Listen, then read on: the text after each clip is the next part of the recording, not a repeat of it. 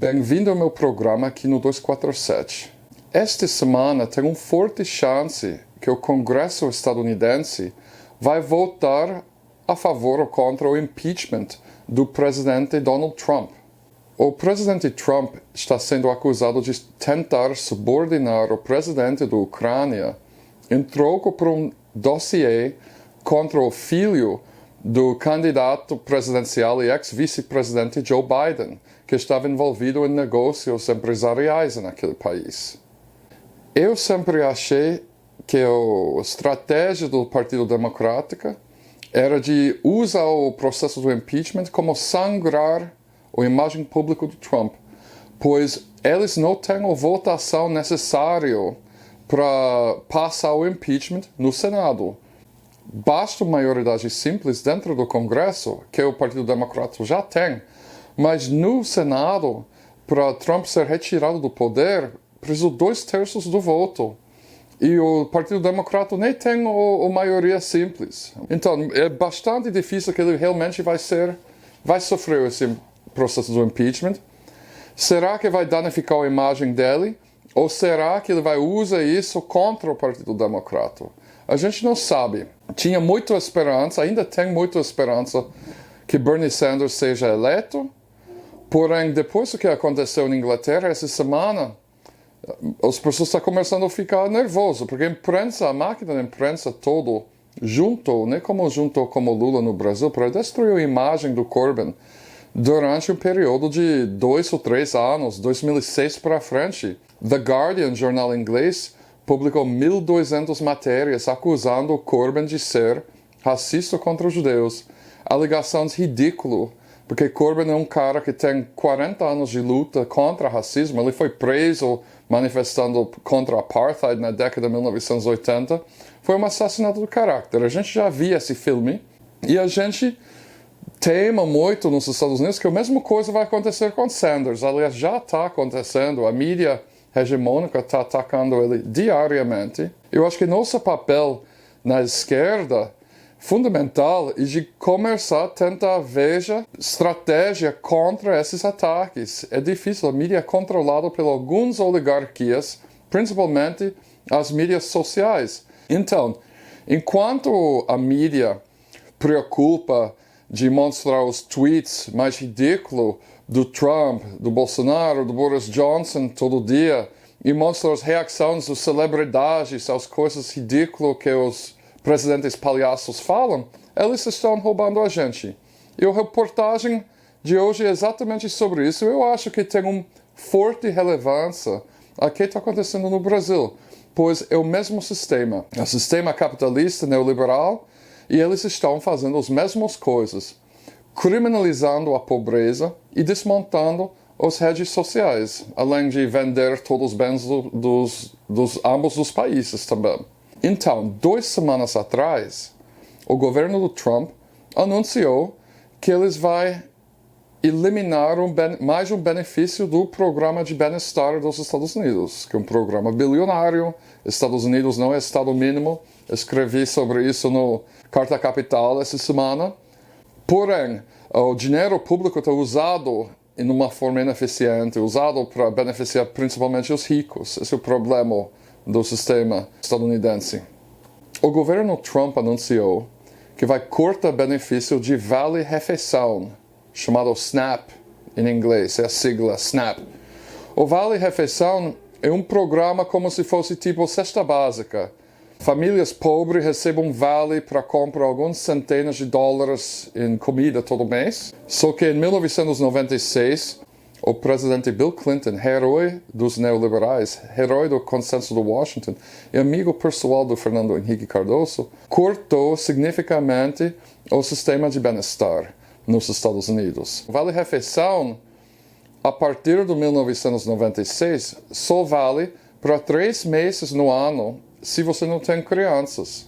E desde então, os governos estaduais inventaram alguns quebra-galhos para continuar o benefício, mas o governo Trump, 2 semanas atrás, anunciou que vai cortar qualquer habilidade dos estados garante esse direito por mais de 3 meses por ano, nesse caso. Ou seja, vai afetar mais ou menos 2 milhões de pessoas. E qual é o problema disso?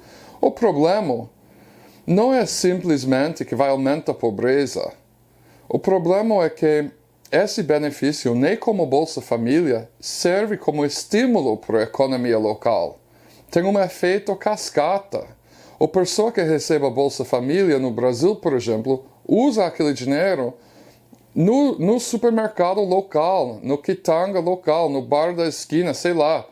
Usa para estimular a economia local. E esse tem um efeito multiplicador. Já tem estudos que falam em interiores muito remotos, $1 gasto circula 10 vezes antes que ele vaza daquela comunidade. Então, não vai apenas jogar 2 milhões de pessoas mais profundamente dentro da pobreza, vai falir empresas pequenas, vai falir comércio nos bairros pobres nos Estados Unidos. Ou seja, é um passo estúpido pelo ponto de vista econômico. A razão por que eu estou mostrando o programa de hoje é porque eles estão usando os mesmos argumentos que Guedes está usando e Bolsonaro está usando no Brasil. Primeiro, eles não cortam de uma vez. Os Estados Unidos vêm 25 anos, quase 30 anos, cortando homeopaticamente os benefícios do sistema do bem-estar. E a gente veja que, começando com Temer, eles começam os cortes com Bolsa Família pouco aos poucos. Qual é a justificativa que eles estão usando agora nos Estados Unidos para cortar o vale-refeição? Eles estão alegando que o objetivo desses cortes é para minimizar o fraude. A gente já viu esse filme aqui no Brasil. As pesquisas nos Estados Unidos, porém, mostram que não tem fraude significativa com esse benefício. Ao contrário, é um dos mais eficientes que tem do governo federal. Mas esse faz parte de quê? Uma tentativa de criminalizar a pobreza. Pelo ponto de vista da direita evangélica, das igrejas de prosperidade nos Estados Unidos que apoiam Trump, se você é pobre, a culpa é sua. Não existe casos estruturais para a pobreza. Está tudo relacionado com seu comportamento individual. Ou seja, quem é rico porque é superior a nós. E esse é um ponto de vista que vem promovido pelos ricos, naturalmente, desde o século XIX. Aquele sobrevivência dos mais fortes, que foi criado pelo Herbert Spencer, no século XIX, fundador da revista Economist. Então, na reportagem de hoje, mostra como os movimentos sociais nos Estados Unidos estão lutando contra isso. Como eles estão lutando contra os cortes no vale-refeição, como eles estão lutando contra a criminalização da pobreza e como eles estão lutando para pôr fim à fome nos Estados Unidos, que é ridículo. Tem um movimento social liderado pelos beneficiantes do programa do Vale-Refeição. Imagina um grande movimento social no Brasil liderado pelos beneficiantes do Bolsa Família. Eu acho importante nesse momento, porque a gente sabe que a tendência agora é de distrair o povo com comentários ridículos, com a guerra contra a porta dos fundos, enquanto Guedes e a banda de canalhas corruptos deles fica roubando a gente. Então, um bom domingo para todos e todas de vocês. Espero que vocês gostem do programa e obrigado por assistir.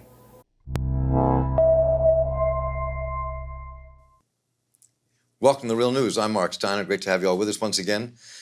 As many of you probably know, the Trump administration just announced new and extremely restrictive regulations for SNAP, food stamps. When you hear these words from Secretary of Agriculture Perdue, you feel like you're in some time warp with Reagan or Clinton. Yeah, the original 1996 welfare reform allowed for 3 months, 120 days of for able-bodied adults without dependents. We're going back to the original congressional intent. That's what the administration is supposed to do. Look at the original congressional intent and go back there. So we're eliminating those waivers except for those people who are naturally exempt. This drastic cut could affect millions of American lives. Some see this as a new opening of the war on the poor in our country, and we'll spend time exploring what just happened, what that means, and how the fight will take up against it, and how we can change that. Karen Dolan is a fellow at the Institute for Policy Studies and project director there of the criminalization of race and poverty. And the Reverend Dr. Liz Theo-Harris is director of the Cairo Center for Religions, Rights, and Social Justice at the Union Theological Seminary. and co-chair of the Poor People's Campaign, a national call for moral revival. She's also an ordained Presbyterian minister and author of Always With Us, What Jesus Really Said About the Poor. And she's been organizing among the poor and the homeless for a quarter of a century. And Liz and Karen, welcome. Good to have you with us. Good to be here. Thank you. Great to be here. So let me just begin with, Karen, I'll start with you this time. To begin with, what just happened? This announcement, what Perdue said, what this administration is doing. What's the politics behind this, and what are we witnessing here? Well, what just happened is that nearly 1 million people are being thrown into worse misery. So what was announced is going to affect, starting April 1st, almost 1 million people, 700,000 people by the administration's own estimates, of people that already exist on an average of less than $2,200 a year. So we're talking about taking food away from extremely poor people. So this is a tightening of regulations, taking away the rights of states to waive very strict rules that say that adults who are able-bodied by some definitions and who don't have children to care for, they are allowed currently just 3 months of food assistance in a 3-month-year period. However, states historically have been able to waive that time limit in times of economic distress. And what the administration has just done is taken away the ability of the states to waive those time limits. So it's taken away the ability of states to be able to respond to the dire need of the people who live there. And what I was reading, Liz, this morning, the Urban Institute report put out a report called The Estimated Effect of Recent Proposed Changes to SNAP Regulations. And in that report, one of the things they talk about here, and they use numbers that, and we've all been using the 700,000 number because it's the base number, but they were saying that it'll mean that 3.7 million fewer people and 2.1 million fewer households would receive benefits in any given month. That's huge. I mean, what would be the literal effect on poor families in this country, and poor working families, I might add? Well, that's right. And that number takes into account 3 proposed rules changes from the administration. So there were 2 prior ones that haven't been finalized yet, but that will be finalized in the coming year, in the first part of 2020, despite public comment, which is allowed whenever the administration tries to do rules changes. They have to have a justification.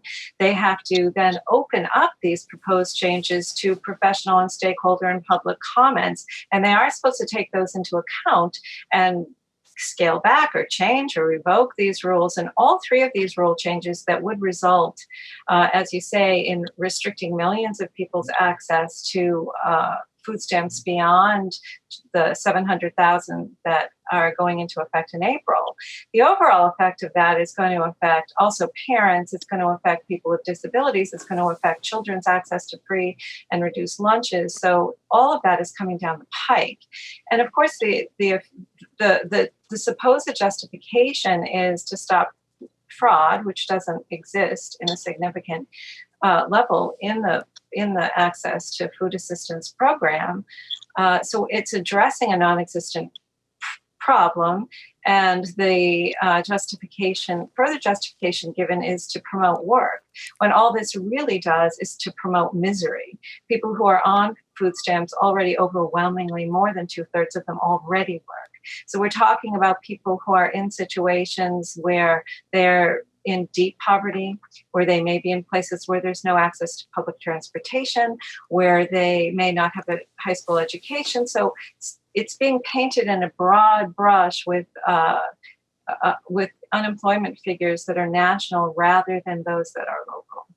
So, I mean, but one of the things that shocked me about this, before I'm really going to get into how this is going to be fought and what's going on and what the battle will be. I mean, when they attempted before to put this in the Ag Bill, these restrictive measures, it was stopped. Democrats were all against it. Even a bunch of Republicans were against it. So, I mean, what's the political push here now? Why is this happening at this moment? Well, I can also switch this over to Liz in a minute, because really what's behind this, so is the attempt to take away the safety net. So it's further demonization of poor people. It comes from this trope that poor people are at fault and are to blame for their own poverty, rather than seeing it as a structural problem. So we're making that poverty worse. And the attempt is to whittle down the safety net altogether. So the Congress has not approved of this, as you have mentioned, and there's been bipartisan opposition to this. SNAP is an extremely effective social safety net program. It has a ripple effect out to the economy where it benefits people who aren't even on food stamps. So it's extremely effective. It's very resilient in times of a recession, times of hardship. So it's one of the best programs we have. So by attacking this, you're really attacking the foundation of the social safety net.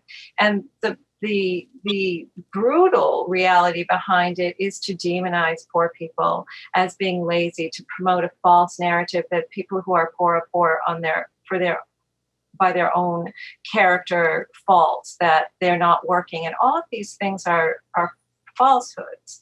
And the Poor People's Campaign that Reverend Liz co-chairs and that the Institute for Policy Studies works on as well is countering that narrative with the truth of the structural causes of poverty. And this very attempt by the administration to further erode the safety net is one of the very structural features that is exacerbating poverty.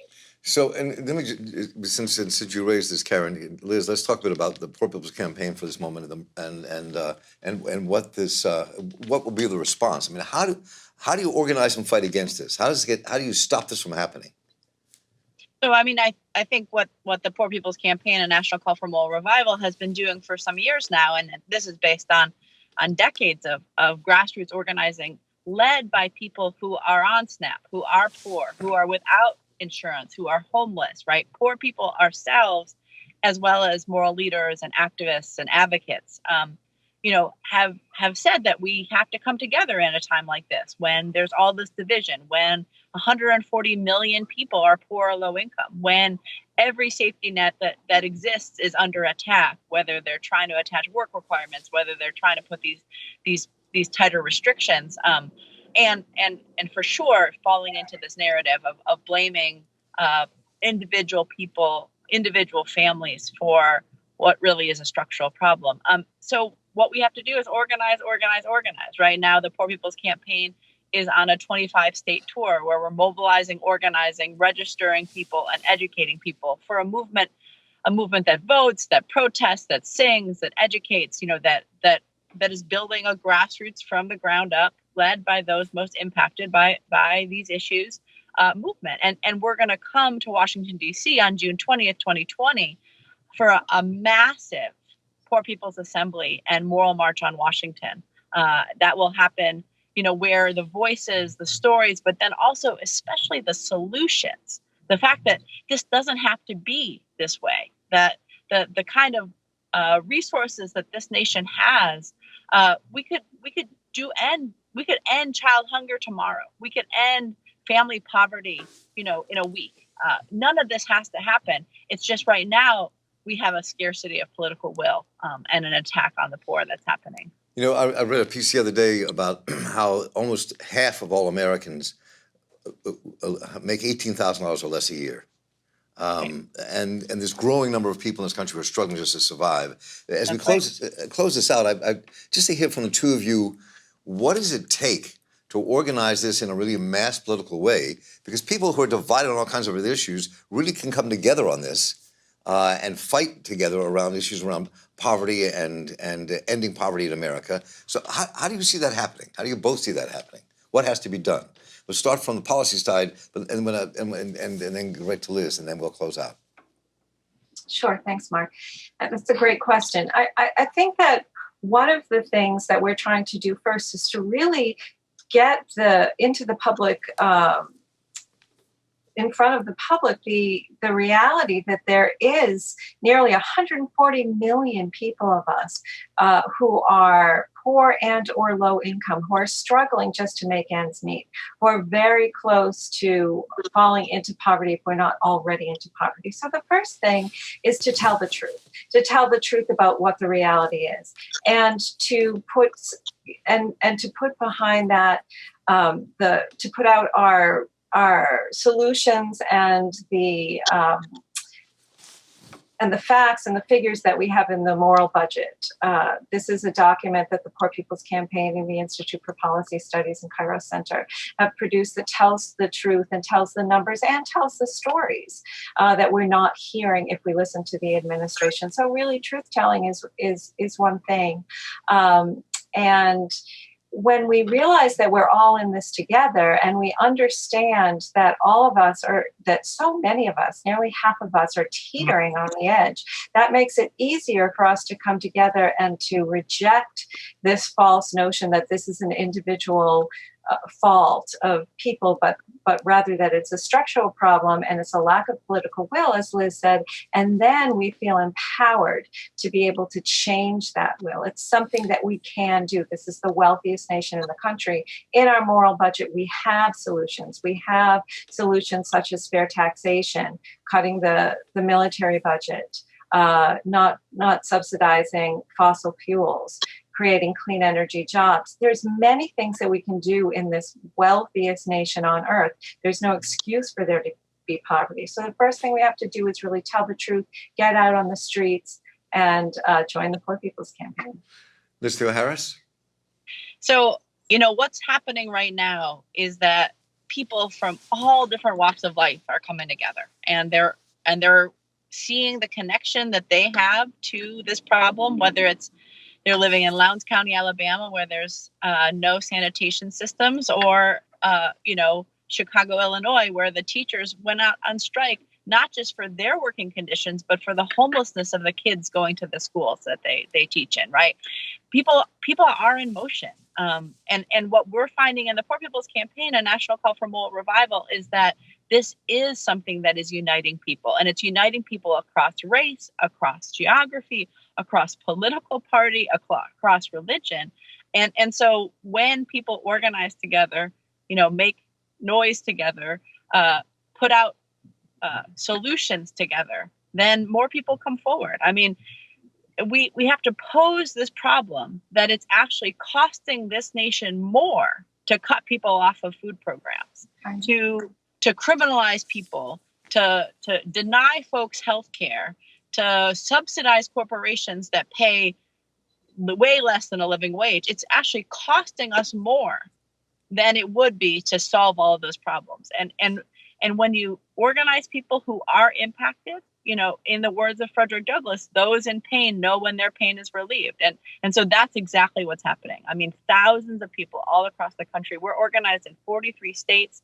And yesterday we launched the registration for the June 20th, 2020 Mass Poor People's Assembly and Moral March on Washington. And we are organizing up until that point. That will just be one moment for a bigger movement that's growing, but one that is having people come forward and say, we want to be in the numbers. We want to, impact our lives, our communities, and this nation for the better, and make it, a place that we want to be a part of.